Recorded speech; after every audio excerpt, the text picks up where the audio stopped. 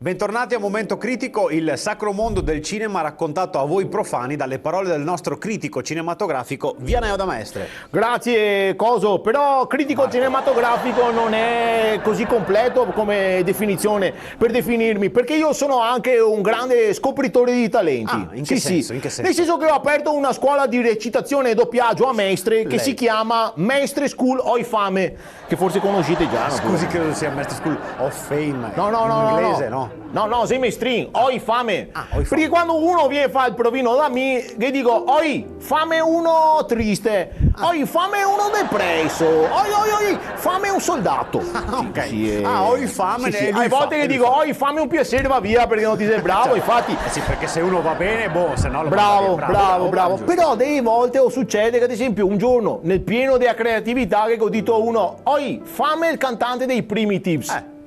E io mi ero fatto male. Beh, certo. È solo che mal c'è il cantante di Primitives, non lo sapevo e quindi io ho fatto talmente mal che se veniva fuori bene e quindi l'ha tenuto. Sì, bene. sì. Ma scusi, recitazione posso anche capirlo, però lei insegna doppiaggio. E secondo te? No, dico lei. Ma guarda, mi so, è voce italiana ufficiale di Mr. Bean e Benny Hill. Scusi, ma nei loro sketch non parlavano mica? Ma sono sempre pronto, se serve che gli parla mi sono pronto. Stiamo scherzando. Allora, mi spieghi qualcosa in più, come si diventa doppiatori? Cioè bisogna fare un corso di dizione, bisogna fare qualcosa di particolare? Certo, ci sono dei corsi che noi proponiamo nella nostra scuola prestigiosa. Io ad esempio ho studiato col più grande insegnante di dizione che sia Mestre e dintorni.